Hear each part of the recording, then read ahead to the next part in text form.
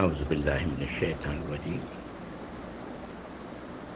الحمد للہ نحمدہ نستعینہ نستغفرہ ونعوذ باللہ من شرور انفسنا ومن سیئات اعمالنا من یہدہ اللہ فلا مضل له ومن یضلل فلا ہادی له واشہد ان لا الہ الا اللہ وحدہ لا شریک له واشہد ان محمدا عبدہ ورسولہ صلی اللہ علیہ وآلہ واصحابہ وازواجہ وذریاتہ اجمعین آمین یا رب العالمین۔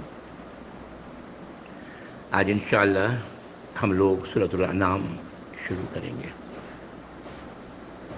سورۃ الانعام شروع کرنے سے پہلے میں چاہتا ہوں کہ تھوڑا سا اس سورت کے بارے میں تعارف کرا دوں تاکہ اس سورت کو سمجھنے میں آسانی ہو۔ در حقیقت یہ سورت سمجھنے میں بہت آسان ہے، بہت ہی آسان ہے۔ آپ محسوس کریں گے کہ اس صورت کی میں سب کا سمجھنا کیوں اتنا آسان ہے۔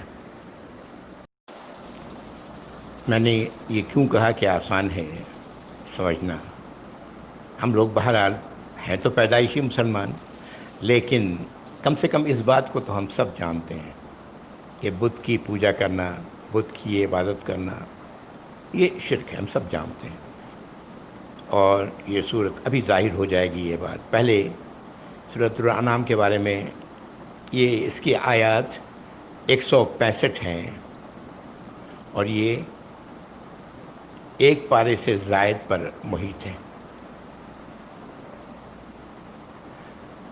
یہ صورت در حقیقت ایک ہی مرکزی پیغام ہے جس کے گرد گردش کرتی ہے کہ کائنات اللہ کی تخلیق اور اللہ کی ملکیت ہے، اس کی ہر شے پر کامل اختیار اسی کا ہے، اللہ کا ہے۔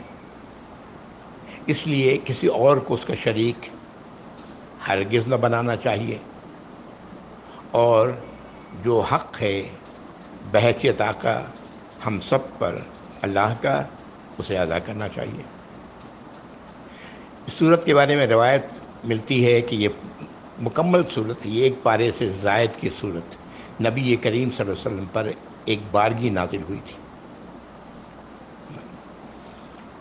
یہ در حقیقت جس صورت جو جس بات کو ڈیل کرتی ہے وہ ہے شرک۔ لا الہ الا اللہ، کوئی الہ نہیں سوائے اللہ کے۔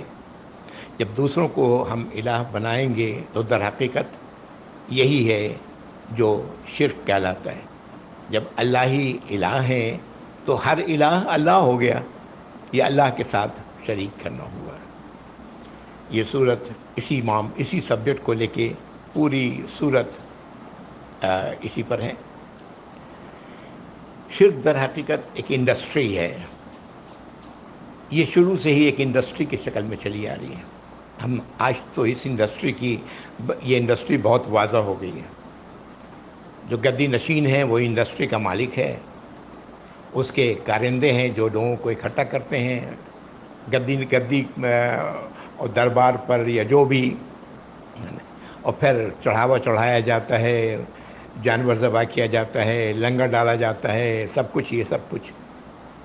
اور پھر بے شمار ایسے لوگ ہیں جن کا یہ ٹھکانہ بنا ہوا ہے، جیسے نشہ کرنے والے لوگ، دوسرے وہ لوگ جو کچھ کرنا نہیں چاہتے وہ لوگ وہاں گھسے ہوتے ہیں۔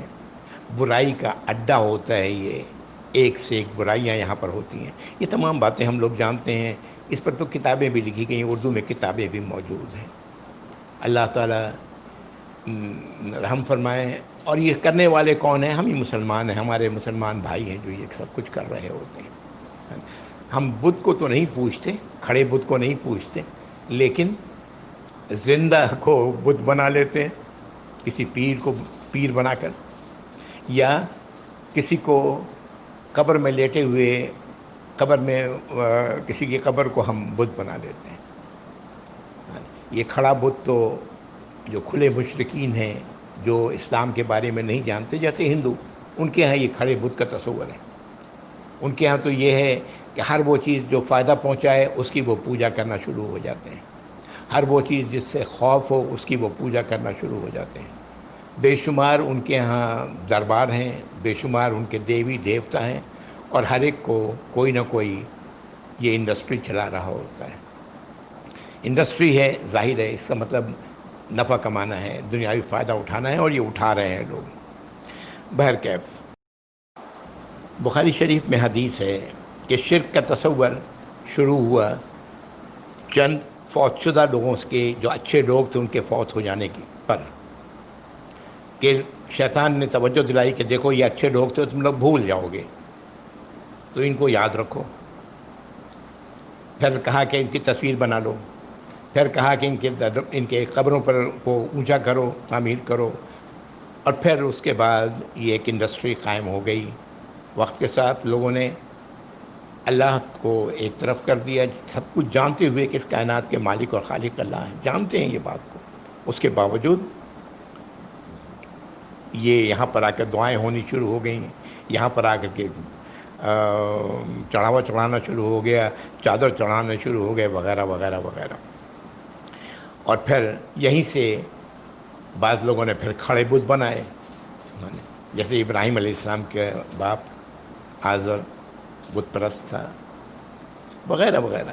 بہرکیف اس صورت میں اللہ رب العزت نے طرح طرح سے سمجھانے کی کوشش کی ہے، عقلی دلیل دی ہے، کہیں پر ڈانٹ ڈپٹ کا انداز ہے، کہیں پر پیار کا انداز ہے، یعنی مختلف انداز سے یہ بات سمجھانے کی اس صورت میں کوشش اللہ رب العزت نے کی ہے. آئیے ان کی آیات کو دیکھتے ہیں کہ، اور جیسا میں نے عرض کیا کہ ہم لوگوں کے لیے اس صورت کو سمجھنا تو یقیناً بہت آسان ہونا چاہیے، اس لیے کہ ہم لوگ تو بہرحال ایک بات تو جانتے ہیں، ہم سب مسلمان، کہ اللہ ہی الہ ہے.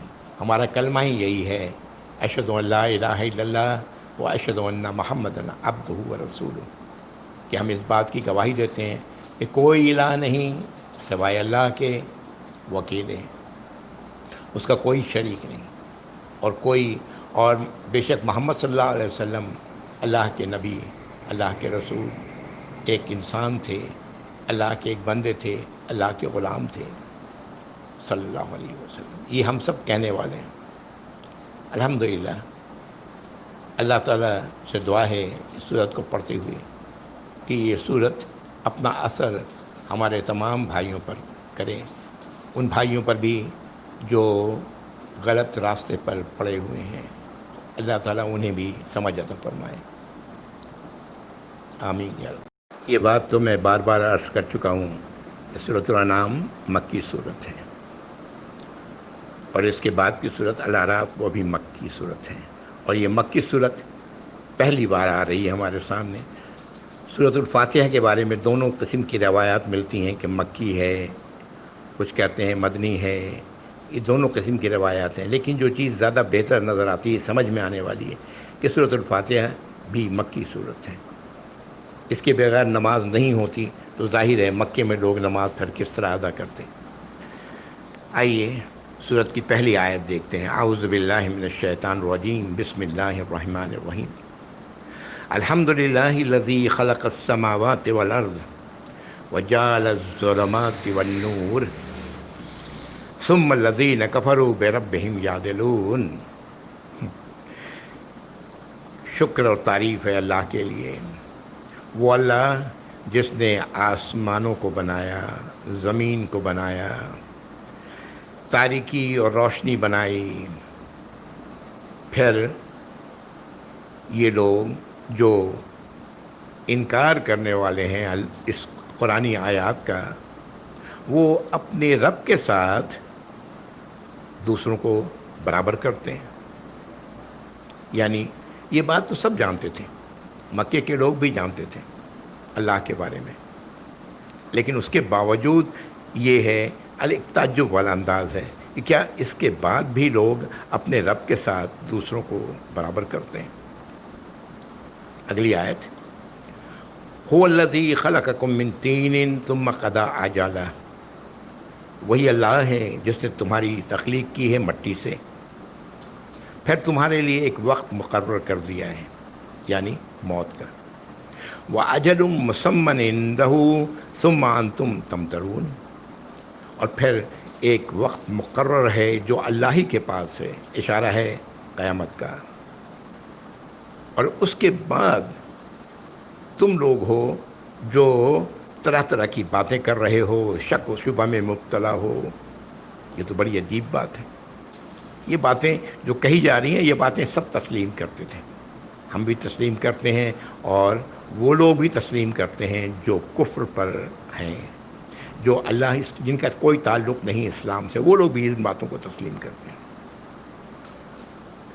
اگلی آیت، وَهُوَ اللَّهُ فِي السَّمَاوَاتِ وَفِي الْأَرْضِ، وہی اللہ ہے جو آسمانوں میں ہے اور زمین میں۔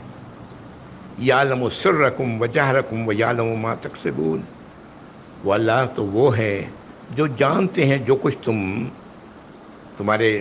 جو تم پوشیدہ ہے تمہارے اندر ہے، اور جو کچھ تم ظاہر کرتے ہو، اور وہ بھی جو تم کمائی کرتے ہو۔ کیا کمائی کر رہے ہو؟ کمائی سے مراد اپنی دنیاوی زندگی میں کون سا راستہ تم نے اختیار کیا ہوا ہے، کس راستے پر تم چل رہے ہو، اللہ کو تو یہ سب معلوم ہے۔ یہ وہ بات تھی جو ان کی سمجھ میں نہیں آتی تھی، ہے نا۔ ہندوؤں کے ہاں بھی ایک تصور ہے کہ اللہ تعالیٰ نے آسمان زمین سب کچھ بنا کر کے، اور اس کے بعد خود ہمالیہ پہاڑ کی چوٹی پر بیٹھ گئے، نعوذ باللہ، ہے نا، اور بس وہ تماشا دیکھ رہے ہیں دنیا کا، اور دنیا اپنے آپ جیسے ایک بال کو زمین پر لگڑا دیا جاتا ہے، ویسی لگڑتی ہوئی بال چلی جا رہی ہے، دنیا اسی طرح چلی جا رہی ہے۔ یہ تصورات انسانی شرک کے بے شمار، جیسا میں نے کہا، شیطان طرح طرح کے تصورات انسان کے ذہنوں میں ڈالتا ہے۔ ہم ایمان والے تو جانتے ہیں کہ جب بھی الٹی سیدھی بات ذہن میں آئے تو فوراً اللہ کی پناہ لینا چاہیے، کہنا چاہیے اعوذ باللہ من الشیطان الرجیم، اے اللہ میں آپ کی پناہ لیتا ہوں شیطان مردود سے، اور اس بات کو جھٹک دینا چاہیے۔ لیکن جو لوگ یہ بات نہیں جانتے اور پھر ان چیزوں کو بڑھاتے چلے جاتے ہیں اپنے ذہن میں، ایک کے بعد ایک، ایک کے بعد ایک، اور پھر وہ شیطان ایک ایسا جال بن دیتا ہے جس سے نکلنا پھر ممکن نہیں ہوتا۔ ایسا ہی ہے معاملہ انسان کا۔ اب جو آیات آ رہی ہیں اس میں اللہ رب العزت ان لوگوں کی جو کیفیت تھی اس کو پیش کر رہے ہیں۔ اعوذ باللہ، وما تأتیہم من آیۃ من آیات ربہم الا کانوا عنہا معرضین، اور نہیں آتی کوئی آیت، کوئی نشانی اللہ اپنے ان کے رب کی نشانیوں میں سے، تو سوائے اس کے کہ وہ اس سے اعراض ہی برتتے ہیں، اس کی طرف بے توجہی اختیار کرتے ہیں۔ آیت نمبر 5، فقط کذبوا بالحق لما جاءہم، تو انہوں نے تو جھٹلا دیا سچائی کو جب ان کے پاس آ گئی۔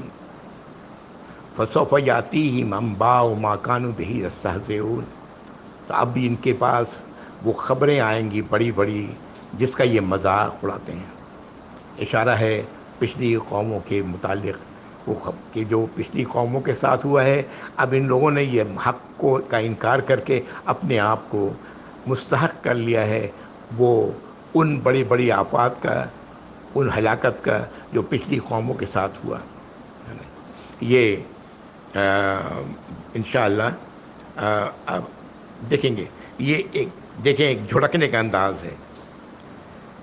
اگلی آیت، اعوذ باللہ، الم یروا کما اہلکنا من قبلہم من قرن مکناہم فی الارض ما لم نمکن لکم، کیا یہ لوگ نہیں دیکھتے ہیں کہ ہم نے کتنے ہی آبادیوں کو، کتنے ہی نسلوں کو ان سے پہلے ہلاک کر دیا، ان کو ہم نے زمین پر وہ کچھ دیا تھا جو انہیں نہیں دیا ہے۔ وَأَرْسَلْنَا السَّمَاءَ عَلَيْهِمْ مِدْرَارًا، ہم نے ان کی طرف آسمان سے برکتیں نازل فرمائیں۔ وَجَعَلْنَا الْأَنْهَارَ تَجْرِي مِن تَحْتِهِمْ، اور ان کے لیے نہروں کو بنایا جو ان کے نیچے، پیروں کے نیچے چلتی تھی۔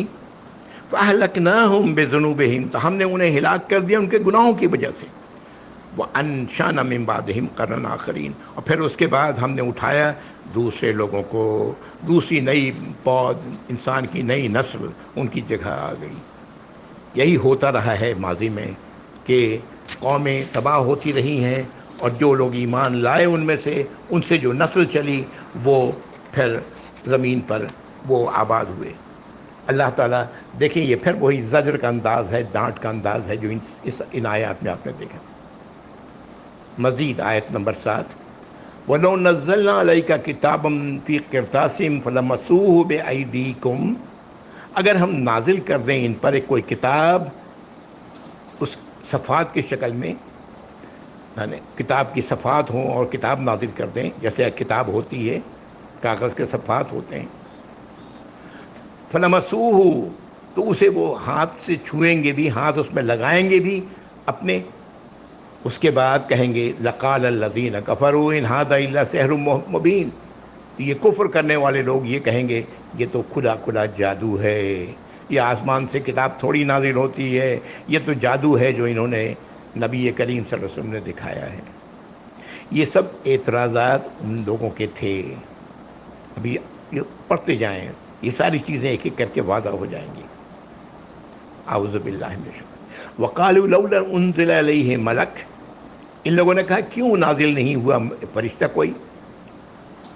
جواب دے رہے ہیں اللہ تعالیٰ، وَلَوْ أَنزَلْنَا مَلَكًا لَقُضِيَ الْأَمْرُ ثُمَّ لَا يُنظَرُونَ، اگر ہم نے فرشتہ نازل کر دیا ہوتا تو ان کا معاملہ ختم ہو چکا ہوتا، ان کا معاملے کے فیصلہ ہم کر چکے ہوتے، پھر انہیں کوئی مہلت نہیں دی جاتی۔ یعنی اگر فرشتے، ظاہر ہے جب موت کا فرشتہ آتا ہے تو کوئی مہلت تو نہیں ملتی نا، پھر تو بس جانا ہے، وقت آ گیا ہے نا۔ اللہ تعالیٰ اسی کی طرف اشارہ کر رہے ہیں کہ یہ لوگ کہتے ہیں کہ کیوں نہیں فرشتہ نازل کیا گیا ہماری طرف، یعنی کوئی رسول کوئی فرشتہ ہوتا نا، یہ انسان ہیں، ابھی سب ایک ایک چیزیں آئیں گی، چلتے جائیں آگے۔ اللہ تعالیٰ فرما رہے ہیں کہ اگر ہم نے فرشتہ نازل کر دیا ہوتا تو ان کا معاملہ طے ہو چکا ہوتا، پھر ان کو مہلت نہیں ملتی۔ وَلَوْ جَعَلْنَاهُ مَلَكًا لَجَعَلْنَاهُ رَجُلًا وَلَبَسْنَا عَلَيْهِمْ مَا يَلْبَسُونَ، یہ دوسری بات، اگر ہم نے فرشتہ نازل کیا ہوتا تو اسے بھی انسانی شکل میں نازل کرتا، اور پھر کیا ہوتا ہے، یہ پھر اسی شک و شبہات میں پڑتے جس میں وہ اب ہیں۔ کیوں انسانی شکل میں نازل کرتے؟ اس لیے کہ انسانوں کی ہدایت تو انسان ہی دے سکتا ہے، فرشتے تو نہیں دے سکتے۔ فرشتوں کو تو کھانے پینے کا کوئی مطلب ہی نہیں، انہیں کچھ بھی نہیں چاہیے، انسان کے ساتھ تو پیٹ لگا ہوا ہے، انسان کی حاجات ہیں۔ تو اللہ تعالیٰ فرما رہے ہیں کہ اگر ہم فرشتہ نازل کر دیتے، اگر رسول بنا کے فرشتے کو بھیجتے تو اسے بھی انسان بنا کے بھیجتے، اور پھر یہ اسی شک و شبہ میں پڑتے جس میں آج ہیں۔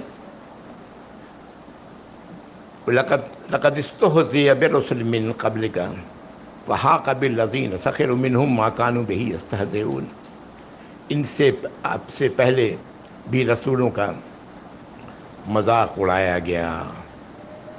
کیا ہوا ان لوگوں مذاق اڑانے والوں کا کیا ہوا؟ جس کا یہ مذاق اڑاتے رہے ہیں وہی ان کو آ کر کے اسی چیز نے ان کو گھیر لیا۔ مذاق کس چیز کو اڑاتے تھے؟ کہ کوئی عذاب نہیں آنے والا، یہ سب فضول باتیں ہیں، خواہ ڈرا رہے ہیں، خواہ خوف دلا رہے ہیں۔ اللہ تعالیٰ کہہ رہے ہیں کہ وہی عذاب نے ان کو سب کو ہلاک کر ڈالا۔ قُلْ سِیرُوا فِی الْأَرْضِ ثُمَّ انظُرُوا کیف کان عاقبۃ المکذبین، ان سے آپ کہیں اے نبی صلی اللہ علیہ وسلم کہ زمین پر نکلو، سیر کرو، دیکھو کہ کیا انجام ہوا جھٹلانے والوں کا۔ وہ قومیں جو تباہ ہوئی تھیں، قوم عاد، قوم سمود، قوم لوط، قوم شعیب، ان سب کے نشانات موجود تھے زمین پر، ان سب کے نشانات موجود تھے۔ یہ ان کی ٹوٹی پھوٹی بستیاں، تباہ شدہ آبادیاں موجود تھیں، یہ سب جانتے تھے، ان لوگوں نے دیکھا ہوا تھا ان تمام چیزوں کو، اور کہ یہ سب ہلاک کیے گئے اپنے گناہوں کی وجہ کر۔ اور گناہ کیا تھا؟ یہی لا الہ الا اللہ، انہوں نے بے شمار الہ بنائے ہوئے تھے، یہی گناہ تھا جس کا ذکر یہاں اللہ رب العزت کر رہے ہیں۔ یہی تو بنیادی تعلیم ہے اس دین کی، کوئی الہ نہیں سوائے اللہ کے۔ اگر کسی کو تم الہ بنا رہے ہو تو تم در حقیقت اس کو اللہ بنا رہے ہو۔ یہی تو وہ بات ہے جس کی بات کی جا رہی ہے۔ اب دیکھیں اگلی آیت دیکھیں، قُلْ لِمَن مَّا فِی السَّمَاوَاتِ وَالْأَرْضِ، ان سے پوچھیں کہ کس کے لیے ہے آسمانوں اور زمین، کون ہے اس کا مالک؟ قُلِ اللَّهُ، کہیں اللہ کا ہے، كَتَبَ عَلَى نَفْسِهِ الرَّحْمَةَ، اس نے تو اپنے آپ پر رحمت لکھ لی ہے، فرض کر لی ہے رحمت کو، یعنی رحم ہی اس کا شیوا ہے اللہ کا۔ لَيَجْمَعَنَّكُمْ إِلَىٰ يَوْمِ الْقِيَامَةِ لَا رَيْبَ فِيهِ، وہ تم سب کو اللہ رب العزت جمع کریں گے قیامت کے دن، جس میں کوئی شک نہیں۔ قیامت تو آ کے رہنی ہے بلا شک و شبہ، قیامت کے دن وہ تم سب کو جمع کریں گے۔ الذین خسروا انفسهم فهم لا یؤمنون، اور وہ لوگ جو خود اپنے آپ کو خسارے میں ہی ڈالنے والے ہیں، وہ کبھی ایمان نہیں لائیں گے، وہ کبھی ان باتوں کو تسلیم نہیں کریں گے۔ جن کا جو اپنے آپ کو ان کو پرواہ ہی نہیں ہے کہ ہم کیا کر رہے ہیں اپنے ساتھ، وہ ایسے لوگ تو کبھی ایمان نہیں لائیں گے۔ مزید پھر دیکھیں، پھر سمجھانے کے انداز، وَلَهُ مَا فِي السَّكْنِ فِي اللَّيْلِ وَالنَّهَارِ وَهُوَ السَّمِيعُ الْعَلِيمُ، اسی کا ہے جو رات میں سکون اختیار کرتا ہے اور دن میں بھی موجود ہے، رات میں بھی موجود ہے، ہر وہ شے جو موجود ہے دن اور رات میں۔ هو السمیع العلیم، وہ سب کچھ سننے والا ہے اور سب کچھ جاننے والا ہے۔ کاش ہم مسلمان بھائی اس بات کو پر یقین کر لیں۔ اگر اسی بات پر یقین کر لیں تو الحمدللہ ہمارے اندر ایمان کی رمق ہے۔ ہم جانتے ہیں کہ لا الہ الا اللہ محمد الرسول اللہ جانتے ہیں، ہم پھر اللہ کی نظروں کے سامنے اللہ کی نافرمانی ہرگز نہ کریں، اللہ کی ہدایت کی خلاف ورزی ہرگز نہ کریں۔ اللہ تعالیٰ اگر ہم محسوس کر لیں کہ اللہ تو دیکھ رہے ہیں مجھے، اللہ تعالیٰ میرے بارے میں مکمل علم رکھتے ہیں کہ میرے اندر کیا ہے اور باہر کیا ہے، میں کیا دکھا رہا ہوں دوسروں کو، یا کیا میں حقیقتاً جو چیز دکھا رہا ہوں وہ آئی مین اٹ، اللہ کو تو معلوم، اللہ تعالیٰ جان رہے ہیں اور وہ دیکھ رہے ہیں مجھے۔ اللہ تعالیٰ لہو ما سکن فی الارض، جو کچھ دن رات میں ہے، جو کچھ ما سکن فی اللیل والنہار، جو رات میں اور دن میں ہے، وہ سب اسی کا ہے۔ وہو السمیع العلیم، وہ سب کچھ سننے والے اور سب کچھ کا علم رکھنے والے ہیں۔ اگلی آیت، قل غیر اللہ اتخذ ولیا فاطر السماوات والارض وهو یطعم ولا یطعم۔ اللہ تعالیٰ فرماتے ہیں کہ ان سے کہیں کہ کیا تم نے ولی بنا لیا ہے، ولی تو اللہ ہیں ایمان والوں کے، کیا تم نے ولی بنا لیا ہے ولی اللہ کے سوا کسی اور کو، وہ اللہ جس نے آسمان اور زمین کی تخلیق کی بغیر کسی نمونے کے، بغیر کسی وجود کے، اور وہ کھلاتا ہے تمہیں اور سب کو، اور وہ خود کچھ نہیں کھاتا، یعنی اللہ رب العزت کو، اللہ تو غنی ہے، اللہ تو صمد ہے، اللہ کو کسی چیز کی حاجت نہیں۔ کیا تم نے دوسروں کو اپنا ولی بنا لیا ہے اس اللہ کو چھوڑ کر جس نے آسمانوں اور زمین کی تخلیق کی ہے، اور وہ تمہیں وہ سب کو کھلاتا ہے اور خود نہیں کھاتا؟ قل انی امرت ان اکون اول من اسلم، کہہ دیں کہ مجھے تو اس بات کا حکم دیا گیا ہے کہ میں سب سے پہلے اس کے آگے اپنی گردن جھکا دوں، اس کی اطاعت میں، اس کی فرما برداری میں، اس کی عبادت میں، اس کے حکم پر، اس کے فرمان پر اپنی گردن جھکا دوں۔ وَلَا تَكُونَنَّ مِنَ الْمُشْرِكِينَ، اور اللہ تعالیٰ فرما رہے ہیں کہ اور تم نہ ہو جاؤ مشرکوں میں سے۔ قرآن کا انداز ایک ہی آیت میں کئی بار آپ دیکھ چکے ہیں کہ ٹینس بدل جاتے ہیں، انداز کہنے کا بدل جاتا ہے۔ پھر اس آیت کو میں ایک بار پڑھتا ہوں، قُلْ إِنِّي أُمِرْتُ أَنْ أَكُونَ أَوَّلَ مَنْ أَسْلَمَ، کہہ دیں کہ مجھے تو حکم دیا گیا ہے اس بات کا کہ میں ہو جاؤں سب سے پہلے تسلیم کرنے والے اللہ کی بات کو، اللہ کی ہدایات کو۔ یہاں بالکل دیکھیں، وَلَا تَكُونَنَّ مِنَ الْمُشْرِكِينَ، اور تم نہ ہو جاؤ مشرکوں میں سے، تم مشرکوں میں سے نہ ہو جاؤ۔ قُلْ إِنِّي أَخَافُ إِنْ عَصَيْتُ رَبِّي عَذَابَ يَوْمٍ عَظِيمٍ، کہہ دیں کہ مجھے تو خوف ہے اللہ کی نافرمانی، اپنے رب کی نافرمانی کرنے سے۔ کیوں؟ ایک بڑے دن کے عذاب سے۔ اس بڑے دن کا عذاب مجھے خوف دلاتا ہے کہ میں اللہ کی نافرمانی نہ کروں۔ مَن یُصْرَفْ عَنْهُ یَوْمَئِذٍ فَقَدْ رَحِمَهُ، اس دن جو بچا لیا گیا، ہٹا دیا گیا عذاب سے، تو اللہ نے اس پر رحم فرمایا۔ وذالک الفوز المبین، اور یہی ہے جو کھلی کھلی کامیابی ہے۔ دعا کریں اللہ تعالیٰ سے اس بات کی کہ یا اللہ، قیامت کے دن، حشر کے دن جن لوگوں کو پر آپ نے رحمت فرمانا ہے، ہمیں ان میں شامل فرما لیں۔ اس دن جس پر اللہ نے، اس دن جس کو اللہ نے عذاب سے بچا لیا، اس پر اللہ نے رحم فرمایا۔ یہاں وہی بات کہی جا رہی ہے، من یصرف عنہ یومئذ فقد رحمہ، جس دن عذاب سے بچا لیا گیا اس دن تو بس آپ نے اس پر ہی رحم فرمایا۔ وذالک الفوز المبین، اور یہی ہے جو کھلی کھلی کامیابی ہے، سزا سے، اللہ کی ناراضگی سے کے بجائے اللہ کی جنت کی طرف اللہ تعالیٰ نے جنت میں داخل کر دیا۔ اس بات کی دعا کریں کہ یا اللہ ہمیں ان لوگوں میں شامل فرمائیں جس کو اس دن آپ ان پر رحم فرمائیں گے، اور ظاہر ہے یہ عظیم کامیابی ہے، یہی مبین کھلی کھلی کامیابی ہے، کھلی کھلی کامیابی ہے۔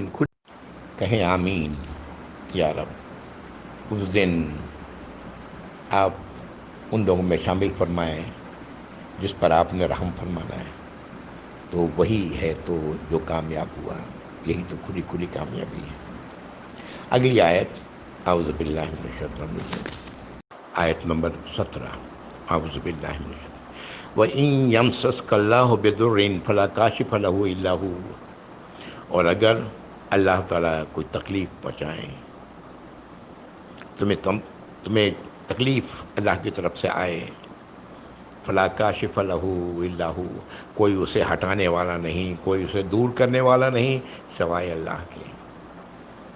کورونا وائرس آج اللہ ہی کے لائے آیا ہے، اللہ ہی تعالیٰ اسے دور کریں گے۔ ہمیں چاہیے کہ ہم اللہ ہی کی طرف رجوع کریں، اللہ ہی سے دعا کریں، اللہ کی اطاعت اور فرمانبرداری کو اپنے لیے لازم بنائیں۔ وَإِن يَمْسَسْكَ بِخَيْرٍ فَهُوَ عَلَىٰ كُلِّ شَيْءٍ قَدِيرٌ، اگر وہ تمہیں خیر نصیب فرمائے، بھلائی نصیب فرمائے، تو وہ تو ہر شے پر قادر ہے۔ اللہ تعالیٰ عذاب بھی دے سکتے ہیں اور اپنی انعامات بھی نازل فرما سکتے ہیں۔ آیت نمبر 18، وَهُوَ الْقَاهِرُ فَوْقَ عِبَادِهِ وَهُوَ الْحَكِيمُ الْخَبِيرُ، اللہ تو چھائے ہوئے ہیں، اپنے بندوں پر غالب ہیں، انسانوں پر غالب ہیں، اور وہ حکیم ہیں، اس کی ذات مکمل وزڈم ہے، اور خبیر ہیں، پوری طرح باخبر ہیں۔ کوئی چیز اللہ کی نظر سے چھپی ہوئی نہیں۔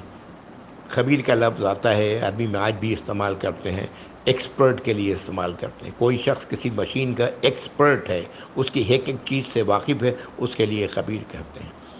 اللہ تعالیٰ تو ہماری اس مشین سے، جس کو لیے ہم دنیا میں اپنی مرضی سے چلا رہے ہیں، ایک ایک چیز سے باخبر ہیں، ایکسپرٹ ہیں، پورا نالج رکھتے ہیں، اور کیوں نہ رکھیں، اللہ ہی نے تو بنایا ہے۔ اگلی آیت، قل ایو شیء اکبر و شہادہ، قل اللہ، ان سے کہیں کہ سب سے بڑی شہادت گواہی کس چیز کی ہو سکتی ہے، اور کہہ دیں کہ وہ اللہ ہی کی گواہی ہو سکتی ہے۔ شہید بینی و بینکم، اللہ گواہ ہیں، اکیلے گواہ ہیں ہمارے اور تم سب کے درمیان۔ وَأُوحِیَ إِلَیَّ هَٰذَا الْقُرْآنَ لِأُنذِرَکُم بِہ، اور مجھ پر یہ وحی کی گئی ہے یہ قرآن، تاکہ اس کے ذریعے خبردار کر دوں تم سب کو، وَمَن بَلَغَ، اور ان سب کو جہاں یہ بات قرآن پہنچے۔ آج دنیا کے کونے کونے میں یہ قرآن موجود ہے، ہاں، اور آج دنیا کے کونے کونے میں کورونا وائرس ہے۔ ہاں، کرنے کا کام یہ ہے کہ لوگ اس کی طرف رجوع کریں، اللہ کی اطاعت کریں، اللہ کی فرما برداری کریں، اور اپنے کیے گناہوں کی اللہ سے معافی چاہیں۔ اللہ رب العزت معاف کر دیں گے۔ اللہ کی ذات، اللہ نے اپنے اوپر رحم کرنا لازم کر لیا ہے۔ اِنَّکُمْ لَتَشْهَدُونَ أَنَّ مَعَ اللَّهِ آلِهَةً أُخْرَىٰ، کیا تم لوگ اس بات کی گواہی دیتے ہو کہ اللہ کے ساتھ کوئی اور بھی الہ ہے دوسرے؟ قُل لَا أَشْهَدُ، اب کہہ دے کہ میں اس کی گواہی نہیں دیتا. قل انما هو الہ واحد واننی بریء مما تشرکون، اور کہہ دیں کہ بے شک وہی ہے جو الہ ہے اور اکیلا الہ ہے، اور بے شک میں بری ہوں ان تمام الہوں سے جن کو تم نے اللہ کا شریک بنا دیا ہے. الذین آتیناہم الکتاب یعرفون کما یعرفون ابناءہم، وہ لوگ جنہیں کتاب دی گئی، اشارہ ہے یہود اور نصارہ کی طرف. عرب جانتے تھے یہود اور نصارہ کو، جنہیں کتاب دی گئی وہ تو اس بات کو اس طرح جانتے ہیں جیسے کہ وہ اپنے بیٹوں کو جانتے ہیں. الذین خسروا انفسہم فہم لا یؤمنون، وہ لوگ جو اپنے آپ کو خسارے پر ڈالنا ہی چاہتے ہیں، اپنے آپ کو نقصان میں ہی رکھنا چاہتے ہیں، وہ بھی ایمان کب لانے والے ہیں؟ وہ تو ایمان نہیں لائیں گے. وَمَنْ أَظْلَمُ مِمَّنِ افْتَرَى عَلَى اللَّهِ كَذِبًا وَهُوَ كَذَّبَ بِآيَاتِهِ، اور اس سے بڑا ظالم کون ہوگا جو اللہ پر جھوٹ باندھے اور اللہ کی آیات کو جھٹلائے. إِنَّهُ لَا يُفْلِحُ الظَّالِمُونَ، اللہ تعالیٰ تو کبھی بھی کامیابی عطا نہیں کرتے ظالموں کو. یہ ظلم کرنے والے لوگ ہیں، اللہ کی حق کو نہیں دینے والے لوگ ہیں، اللہ کے حق کو غصب کرنے والے لوگ ہیں، اور یہ حق کسی اور کو دینے والے ہیں. یہاں پر میں رکتا ہوں. آخر دعوانا الحمدللہ رب العالمین وصلی اللہ علی محمد وآلہ وصحبہ اجمعین. یہ آیت نمبر 21 ہے. انشاءاللہ پھر ملاقات ہوگی. جزاکم اللہ خیر، والسلام علیکم ورحمۃ اللہ وبرکاتہ.